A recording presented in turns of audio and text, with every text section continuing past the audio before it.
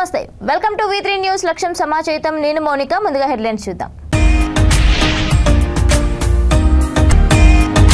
మాజీ mayor Banda Karthik Reddy house arrest బాటసింగారంలో double bedroom ఇళ్ల పరిశీలనలకు వెళ్తుండగా అరెస్ట్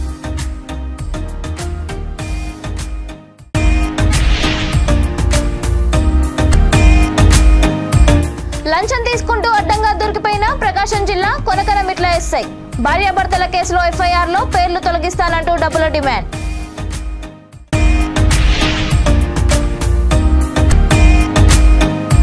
డాక్టర్ల నిర్లక్ష్యంతోనే 4 ఏళ్ల చిన్నారి మృతి ఏలూరు జిల్లా భీమడోలు ప్రభుత్వ ఆసుపత్రి ముందు బైఠాయించిన కుటుంబ సభ్యులు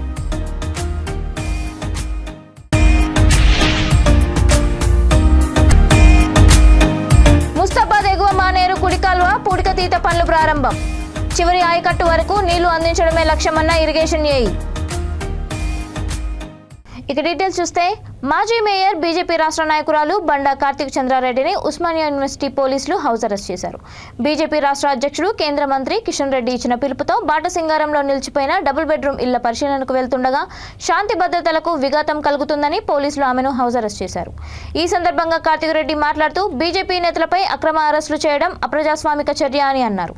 పేద ప్రజలకు అందాల్సిన పక్కా ఇళ్లు ఎందుకు ఆలస్యం అవుతున్నాయని తెలుసుకోవడానికి వెళ్తుంటే బీజేపీ నాయకులను ఎక్కడికక్కడ అరెస్ట్ చేయడాన్ని ఆమె తీవ్రంగా ఖండించారు. తెలంగాణ రాష్ట్రంలో కొనసాగుతున్న బీఆర్ఎస్ పాలన అప్రజాస్వామిక అరాచక నియంతృత్వక పోకడకు నిదర్శనమని కార్తిక రెడ్డి దుయ్యబట్టారు. అరెస్ట్ అయిన వారిలో బండా చంద్రారెడ్డి, వీరన్న, గండికోట నరసింహ, సంపత్, శ్రీధర్, కృష్ణ, శివారెడ్డి తదితరులు ఉన్నారు.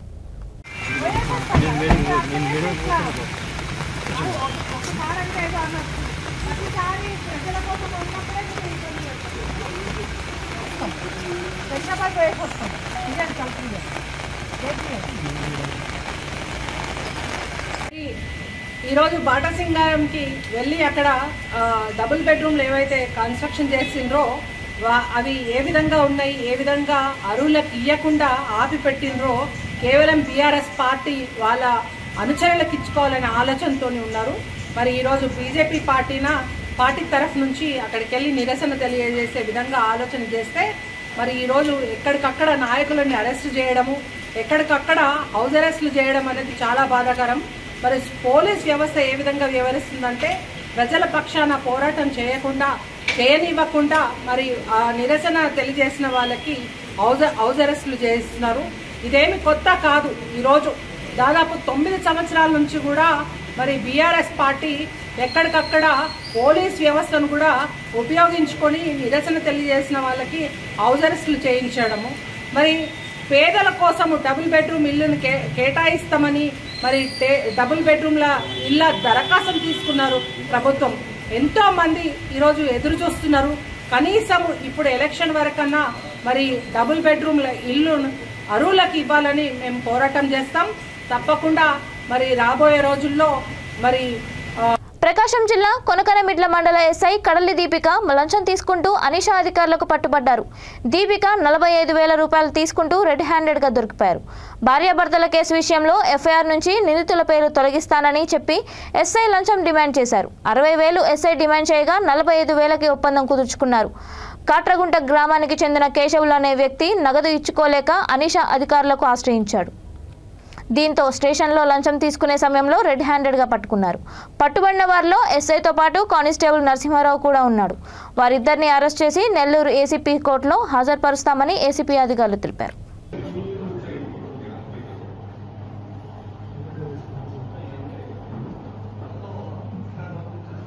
ఈరోజు మన రాష్ట్ర డీజీపీ గారైన కేవీ రాజేంద్ర రెడ్డి గారు, అలానే మాకు ఏసీపీ డీజీ గారు వారి ఉత్తర్వుల మేరకు ఈ రైడ్ ఏసీబీ రైడ్ కండక్ట్ చేయడం జరిగింది. దీనిలో విషయంకి వస్తే మే నెల 20వ తారీఖు ఈ గొట్టిముక్కల నరసింహులు అనే అతని మీద ఒక కేసు నమోదు అవడం జరిగింది. 490-307 కేసు. అయితే దాని నేపథ్యం ఏంటంటే వీరికి జల్దీ చిన్న కేసు చెన్నయ్య అనే అతని భార్యకి ఇద్దరికి మనస్పర్ధలు వచ్చినాయి. ఆ మనస్పర్ధలు వచ్చినప్పుడు ఈ ఫిర్యాది నరసింహులు అనే అతను కాట్రగుంట అనే విలేజ్ వెళ్ళేసి అక్కడ పంచాయతీ కూర్చుంటారు. ఆ పంచాయతీ జరిగిన టైంలో గొడవ దొరుకుతుంది అన్నమాట. ఆ సందర్భంలో ఈ చెన్నయ్య అనే అతని భార్యకి హెడ్ ఇంజరీ అయితే హాస్పిటల్ అడ్మిట్ అవుతుంది దర్శి హాస్పిటల్లో. దాని మీద ఆమె ఇచ్చిన స్టేట్మెంట్ ప్రకారం వీళ్ళు ఏం చేస్తుంటే crime number 80/2023 under section 490A 324 IPC వేసి కేసు నమోదు చేశారు. చేసిన తర్వాత సబ్సిక్వెంట్ గా ఎస్ఐ గారు ఇన్వెస్టిగేషన్ తీసుకుని అక్కడ విచారణ జరిపి ఈ చెన్నై మీద 307 సెక్షన్ 324 తీసి 307 యాడ్ చేసి 31 తారీఖు 5వ నెలలో రిమాండ్ పంపిస్తారన్నమాట. పంపించిన తర్వాత అక్కడ సాక్షులు ఎవరైతే ఉన్నారో వాళ్ళందరూ ఈ ఎస్ఐ గారికి A2, A3, A4 మీద సాక్ష్యాలు చెప్పరు. అంటే వీళ్ళు ఆ కొట్లాట్లు లేరని చెప్తారన్నమాట. సో వాళ్ళని మీ కేసు నుంచి డెలీట్ చేస్తామని చెప్పేసి వాళ్ళు రికార్డ్స్ రాసుకున్నారు. ఈ రికార్డ్స్ రాసుకున్నప్పటికీ ఆ విషయం బయటకు చెప్పకుండా ఈ 2వ ముద్దాయిని, 3వ ముద్దాయిని, 4వ ముద్దాయిని మీ పేర్లు ఈ కేసును తీసేయాలంటే మీరు 60,000 రూపాయలు ఇవ్వాలని చెప్పేసి అతనితో లంచం డిమాండ్ చేయడం జరిగింది. దీనికి ఈ కానిస్టేబుల్ నరసింహ అని చెప్పిన అతను ఈ ఎస్ఐ గారు సపోర్ట్ చేస్తూ ఈ విషయంలో సహకరించాడనమాట. అప్పుడు లాస్ట్ గా వీళ్ళతో మాట్లాడుకుంటే 45,000కి అది ఫిక్స్ అయింది. ఫిక్స్ అయిన తర్వాత మళ్ళీ 15వ తారీఖు అతను వచ్చేసి ఇక్కడ ఎస్ఐ గారిని కలిస్తే ఆ డబ్బులు నేనుంటే అందుబాటులో నేను, లేకపోతే మా కానిస్టేబుల్కి ఇవ్వండి అని చెప్పారనమాట.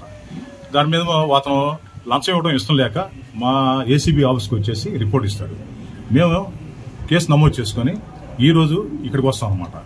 వచ్చిన తర్వాత ఈ ఫిర్యాదుని లోపలికి పంపిస్తే ఎస్ఐ గారు కాసేపు మాట్లాడి నేను కోర్టుకు వెళ్తున్నాను, మీరు ఆ కానిస్టేబుల్ నరసింహకి డబ్బులు ఇవ్వండి అని చెప్పి అంటారు. తర్వాత కానిస్టేబుల్ నరసింహ డబ్బులు తీసుకుంటాడు 45,000 రూపాయలు. అతను కూడా రోడ్డు మీకు వచ్చేసి మోటార్ సైకిల్ ఇతను ఎక్కించుకుని రోడ్డు మీకు వచ్చేసి డబ్బులు తీసుకెళ్ళిపోతుంటే మా ఇప్పుడున్న ఏసీబీ టీం మనం పట్టుకోవడం జరిగింది. అలానే ఎస్ఐ గారిని కూడా అదుపులో తీసుకోవడం జరిగింది. వీరిద్దరిని ఈ రోజు అరెస్ట్ చేసి నెల్లూరు ఏసీబీ కోర్టులో ప్రొడ్యూస్ చేస్తాం. ఏలూరు జిల్లా భీమడోలు ప్రభుత్వ హాస్పిటల్లో డాక్టర్ల నిర్లక్ష్యంతోనే అర్జావారిగూడెంకు చెందిన 4 ఏళ్ల చిన్నారి చనిపోయిందని తల్లిదండ్రులు, కుటుంబ సభ్యులు భీమడోలు ఆరోగ్య కేంద్రం ముందు బైఠాయించారు. బాలికను జ్వరంతో హాస్పిటల్కి తీసుకువచ్చారు. అయితే ఉదయం నుండి సరైన వైద్యం జరగలేదని, వైద్యం చేయాల్సిన డాక్టర్ అందుబాటులో లేరని చిన్నారి తల్లిదండ్రులు తెలిపారు. కనీసం నర్సులు కూడా లేక ఆసుపత్రి ఆయాలే మందులు ఇచ్చారన్నారు. ఈ పరిణామం వల్లే తమ పాపను కోల్పోయామని తల్లిదండ్రులు, బంధువులు, గ్రామస్తులు ఆరోపిస్తున్నారు. హాస్పిటల్ ముందు బైఠాయించిన బాలిక కుటుంబ సభ్యులు, గ్రామస్తులు నిరసన తెలియజేయడంతో ఆసుపత్రి వద్ద ఉద్రిక్తత పరిస్థితి నెలకొంది. ఆసుపత్రి వద్దకు భారీగా జనాలు రావడంతో ఎటువంటి అవాంఛనీయ సంఘటనలు జరగకుండా పోలీసులు మోహరించారు.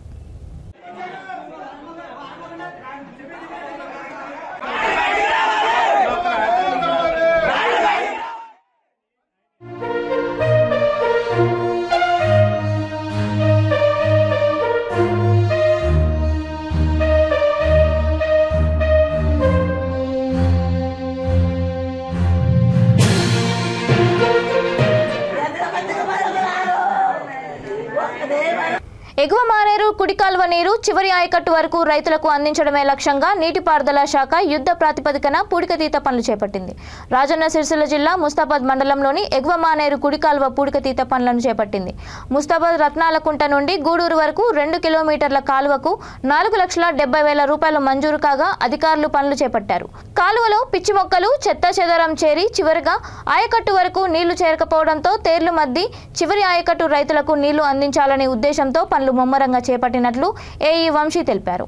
పనులను డిఈ అమరేందర్ ఆధ్వర్యంలో ప్రారంభించారు. ఈ సందర్భంగా ఇరిగేషన్ ఏఈ వంశీ మాట్లాడుతూ మానేరు కాలువలో గూడూరు నుంచి ముస్తాబాద్ వరకు కాలువలో మురికి నీరు చేరి చెత్తా చెదారం పేరుకోకపోవడంతో చివరి ఆయకట్టు వరకు నీళ్లు అందించడమే లక్ష్యంగా యుద్ధ ప్రాతిపదికన పనులు చేపట్టామని తెలిపారు. ఈ కార్యక్రమంలో DE Ravikumar, irrigation AE Vamshi, రైతులు తదితరులు పాల్గొన్నారు.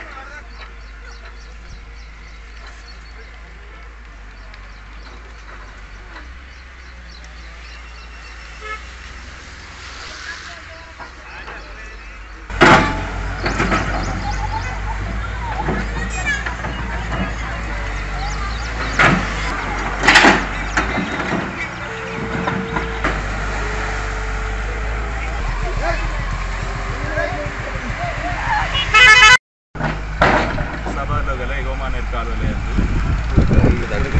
నడుస్తున్నాయి. ఈ కాలువలు డ్రైనేజ్ నీరు ఉండడం వల్ల ఈ పూడిక బాగా పేరుకపోయింది.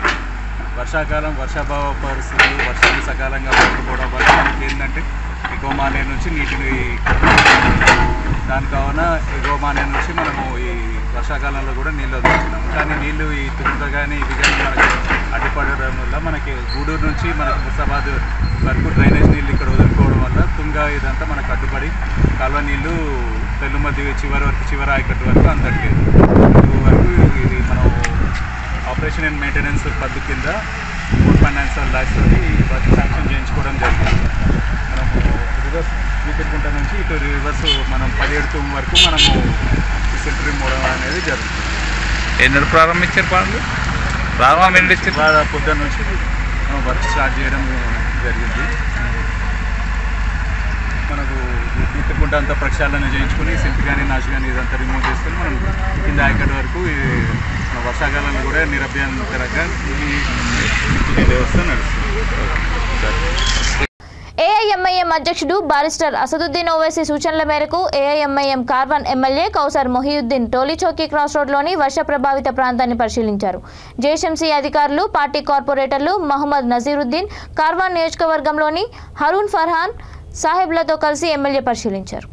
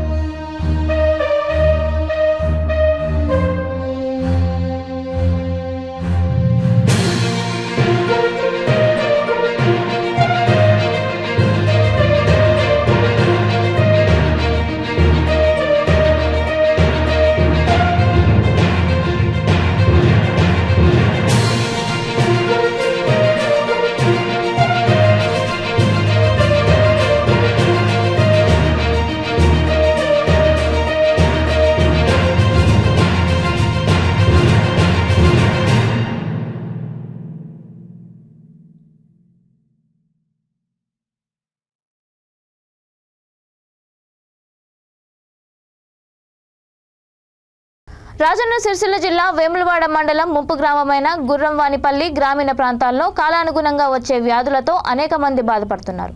వ్యాధులు రాకుండా తీసుకోవాల్సిన జాగ్రత్తలు, యువతకి నైపుణ్యంతో కూడిన విద్యా, ఉపాధి, ఉద్యోగ అవకాశాలపై గ్రామస్థాయి అవగాహన సదస్సుకు ముఖ్య అతిథిగా డాక్టర్ చెన్నమనేని వికాస్, డాక్టర్ దీపా దంపతులు హాజరై జ్యోతి ప్రజ్వలన గావించారు. ఆ తర్వాత చెన్నమనేని వికాస్ మాట్లాడుతూ యువతకి కేంద్రాల ద్వారా నైపుణ్యత అందించి ఉద్యోగాలు కల్పిస్తామన్నారు. నైపుణ్య అభివృద్ధి కేంద్రాలను 15 ఏళ్ల క్రితమే మాజీ మహారాష్ట్ర గవర్నర్ చెన్నమనేని విద్యాసాగర్ రావు ఏర్పాటు చేశారని తెలిపారు. కోనరావుపేట మండలం నాగారం, జగిత్యాల జిల్లా రాయికల్, మెట్పల్లి మండలం వెంకట్రావుపేటలో సెంటర్లను ఏర్పాటు చేస్తామన్నారు. యువత ఈ అవకాశాలు వినియోగించుకోవాలని సూచించారు. ఈ కార్యక్రమంలో గ్రామాభివృద్ధి కమిటీ గుర్రం లక్ష్మారెడ్డి, కంది రాజరెడ్డి, హరిరెడ్డి, సతీష్ రెడ్డి, ఎడ్ల నరసింహారెడ్డి, మహిళలు, యువత, గ్రామ పెద్దలు హాజరయ్యారు.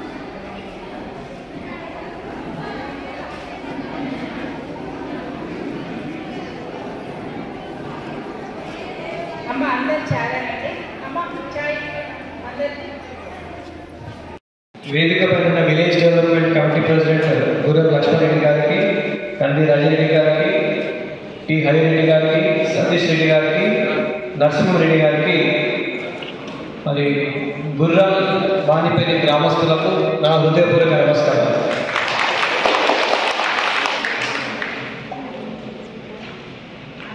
ముంపు గ్రామాల్లో నేను చేసేది దాదాపు 3వ కార్యక్రమం అనుకోవచ్చు.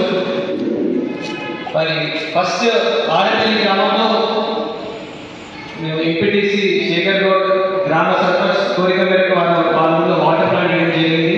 అది కాకుండా ముంపు గ్రామాలకు ఇంతకుముందు అది మహిళలు చెప్పినట్టు పుట్టు మిషన్ల పంపిణీ కార్యక్రమం చేయడం జరిగింది. సో ఇది మేము చేసే 3వ కార్యక్రమం.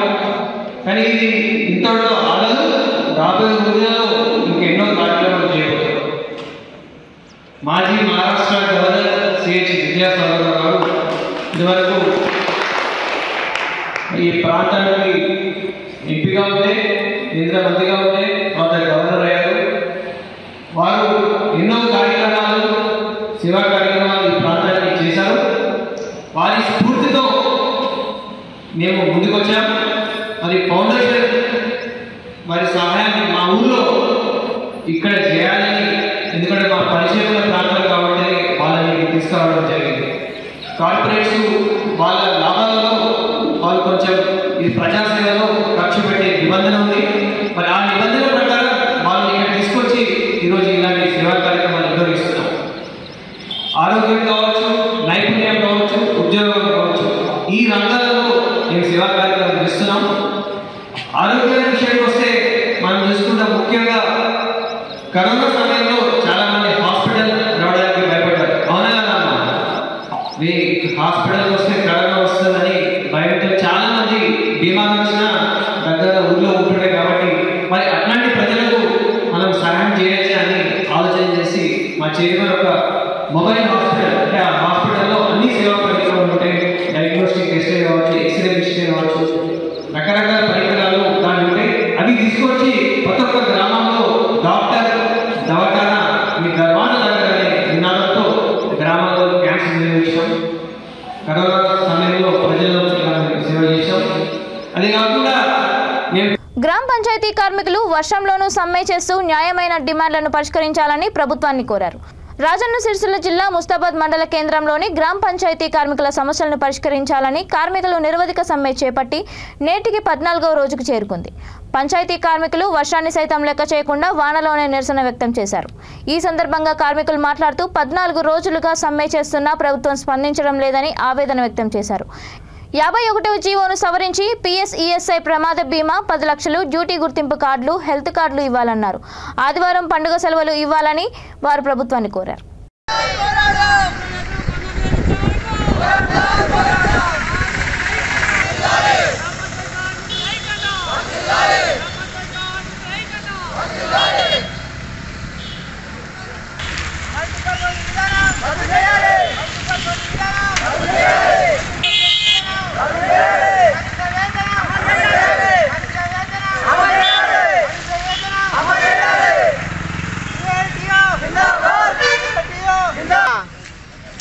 ఉపాధ్యాయుది కార్మికులది ఇంతగానో పోరాడుతుంటే దున్నపోతు మీద నీళ్ళు వాన పడ్డట్టు ఉన్నది. ఎంత చెప్పినా ఇంతగానో వింటలేరు. ఒక పని మమ్మల్ని పెద్ద మనతో వ్యాప్తం చేసుకోర్రి. మాకు వేతనం 19,000 రూపాయలు ఇచ్చేదాకా మా పోరాటం విడిచిపెట్టము. మళ్ళా మాకు బీమా 10 లక్షల బీమా, హెల్త్ కార్డు మాకు కావాలి. కనీసమైన సప్పాయని చచ్చిపోతే మేమే 10 రూపాయలు వేసుకొని ఆయన సందేహం చేసి దాన ధర్మం ఇచ్చుడు అవుతుంది. ఎవరు మాకు ఈ సహకారం ఇస్తలేరు. ఒక పని మురికి కాలువలు తిరగటోళ్ళు సపాయాలు తప్పించి వేరేటోళ్ళు ఎవరని చేస్తురా. మేమే సపాయమో సలాం అంటారు. సపాయాలు దేవుడు అంటే దేవుడు అనేది తింటాడా? ఆయనకే కోసి పెట్టుడు. దేవుడు తిన్నాడుగా, మమ్మల్ని గారాకం ఊహించుకున్నారు. దయచేసి కేసీఆర్ దండం పెట్టి చెప్తున్నాం, పెద్ద మనసుతోటి మాకు మేము ఏమడిగినాం మా హక్కుల గురించి మీరు సహకరించాలని కోరుకుంటున్నాం. ఏలూరు జిల్లా కైకలూరు మండవల్లి జాతీయ రహదారిపై మురుగునీరు చేరి ప్రజలు తీవ్ర ఇబ్బందులు పడుతున్నారని ప్రజాస్వామ్య పరిరక్షణ ఐక్యవేదిక బాధ్యులు ఇటీవల స్పందనలో ఇచ్చిన ఆర్జీపై మండవల్లి మండల విస్తరణాధికారి బి ఆనంద్ బాబు స్పందించారు. ఇక్కడ అధిక వర్షాలు కురిస్తే మండవల్లి లోతట్టు మునిగే అవకాశం ఉందని తెలిసి అధికారి సమస్య పరిష్కారంపై దృష్టి పెట్టారు. దీంతో ఐక్యవేదిక భాస్కర్ రావు, అప్పారావు పలువురు అభినందనలు తెలిపారు.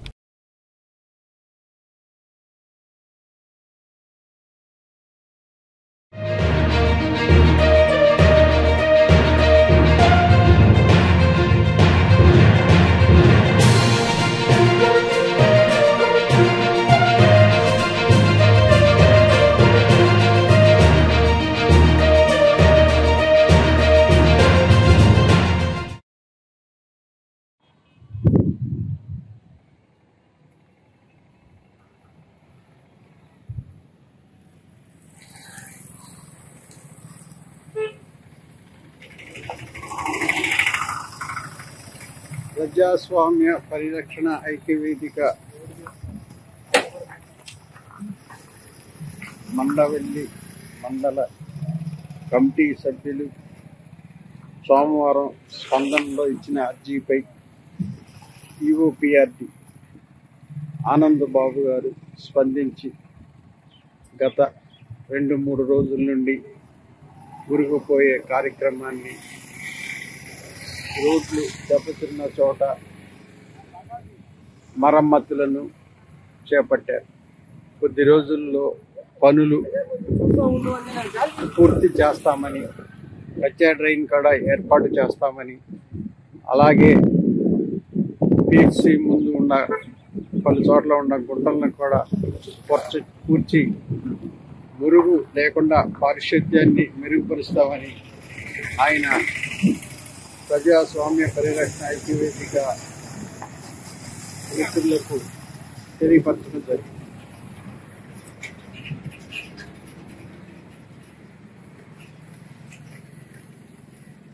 ఇంకా కచ్చా డ్రైన్ నిర్మాణం పనులు చేపట్టాల్సి ఉంది. నీటి తోడకం పనులు మాత్రం చేస్తున్నారు. మురిగిపోయినాక కచ్చా డ్రైన్ నిర్మాణం గుంటలను పూర్చాల్సి ఉంది.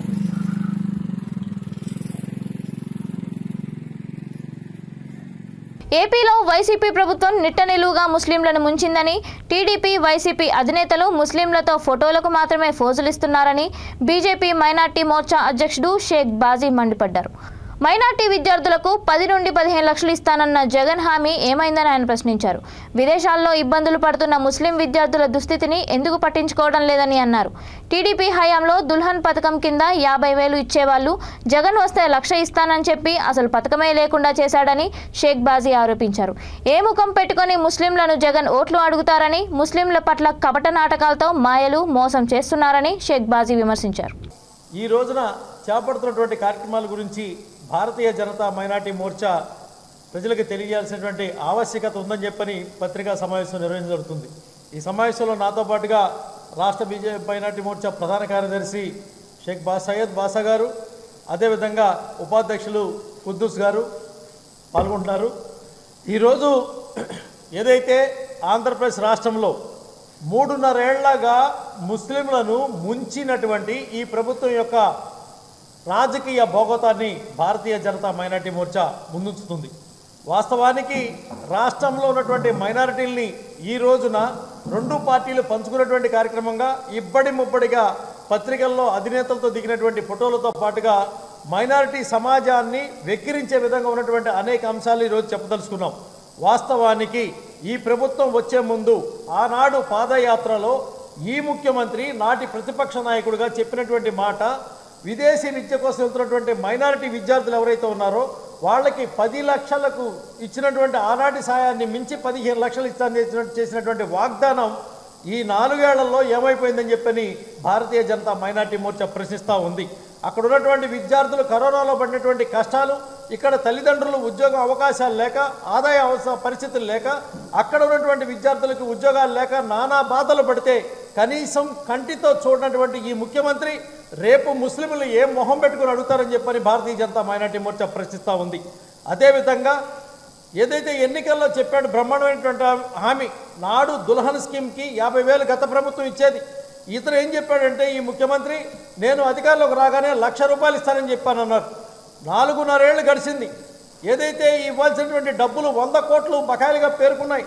ఆనాడు మాట ఈయన చేసుకున్నటువంటి పేద ముస్లింలు ఎవరైతే ఉన్నారో వాళ్ళ పెళ్ళిళ్ళు అయిన తర్వాత వాళ్ళకి పిల్లలు పుట్టారు, కానీ వాళ్ళకి ఎటువంటి దుల్హన్ స్కీమ్ అవకాశాన్ని కల్పించినటువంటి ఈ ముఖ్యమంత్రి రేపు ఎన్నికల్లో ఏ ముఖం పెట్టుకొని ముస్లింలు ఓట్లు అడుగుతారని చెప్పి అడుగుతాను. మీరు పెట్టినటువంటి ఈనాటి షాదీ తోపా ఒక అబద్ధపు మాటగా మారింది. ఇవ్వలేనటువంటి రూల్స్ పెట్టి, చదువుకోవాలనేటువంటి కండిషన్లు పెట్టి మీరు చేస్తున్నటువంటి పెళ్లి ఏదైతే ఉందో, సామాన్య పేద వర్గాలు ఉన్నటువంటి ముస్లింలు చేసుకున్నటువంటి పెళ్లిళ్ళు చేసుకున్నటువంటి విధానాన్ని కల్పించినటువంటి ఈ ప్రభుత్వానికి ముస్లింల పట్ల కపట నాటకాన్ని బట్టబయలు చేసినటువంటి పరిస్థితి. అదేవిధంగా ఏదైతే ₹1,000 కోట్లతో ఇస్లాం బ్యాంక్ ఇస్తానని చెప్పి అన్నారు, అది అమలు కానటువంటిది. 100 కోట్లు ఇవ్వలేనని చెప్పి కోర్టులో అఫిడవిట్ ఫైల్ చేసినటువంటి ఈ ప్రభుత్వం 1,000 కోట్లు ఇస్తానని చెప్పని ముస్లింలని మోసం చేసినటువంటి వైనం ఏదైతే ఉందో అది కానీ, మౌలవీలకి ఇళ్ళు కట్టిస్తానని చెప్పినటువంటి మాట కానీ, అదేవిధంగా ఎవరన్నా ప్రమాదవశాత్తు చనిపోతే వాళ్ళకి ఎక్స్గ్రేషియా ఇస్తానని చెప్పినటువంటి మాట కానీ, ఇవన్నీ మరిచిపోయి, సిగ్గు అనేది మర్చిపోయి ఇవాళ వెళ్ళి ఐహాయ్ నాయక అని చెప్పని వాళ్ళ దగ్గర స్వీట్లు తినిపించేటువంటి పెద్ద సామాజిక వర్గం ఏదైతే ఉందో, కింద ఉన్నటువంటి సామాన్య ముస్లింలు, చేతి పనులు చేసుకునే వాళ్ళు, కూలి పనులు చేసుకునే వాళ్ళు, బడుగు వర్గాలు చెందినటువంటి ముస్లింలు ఎవరైతే ఉన్నారో వాళ్ళ పక్కన నిలబడి ఈ సమాజానికి న్యాయం చేయమని అడగాలి, కానీ భుజాల మీద పల్లకీలు మోస్తున్నట్టుగా ఆ నాయకులు భద్రాద్రి కొత్తగూడెం జిల్లా భద్రాచలంలో భారీ వర్షాల కారణంగా రామాలయం అన్నదాన సత్రం, విస్తా కాంప్లెక్స్ ప్రాంతాలకు బ్యాక్ వాటర్ చేరుకుంది. దీంతో అధికారులు మోటార్లతో నీటిని తోడి గోదావరిలోకి విడిచిపెడుతున్నారు.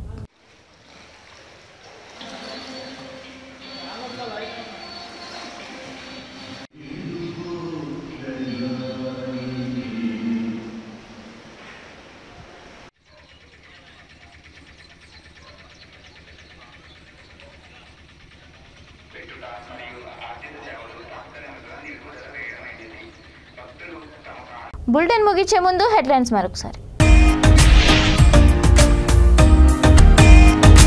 మాజీ mayor Banda Karthik Reddy house arrest. బాటసింగారంలో డబుల్ బెడ్రూమ్ ఇళ్ల పరిశీలనలకు వెళ్తుండగా అరెస్ట్.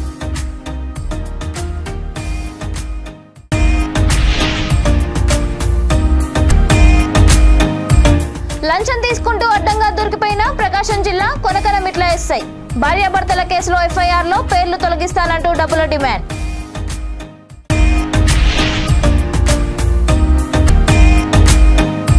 డాక్టర్ల నిర్లక్ష్యంతోనే 4 ఏళ్ల చిన్నారి మృతి. ఏలూరు జిల్లా భీమడోలు ప్రభుత్వ ఆసుపత్రి ముందు బైఠాయించిన కుటుంబ సభ్యులు.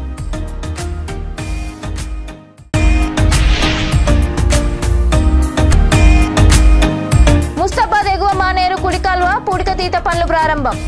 చివరి ఆయకట్టు వరకు నీళ్లు అందించడమే లక్ష్యమన్న ఇరిగేషన్ ఏఈ.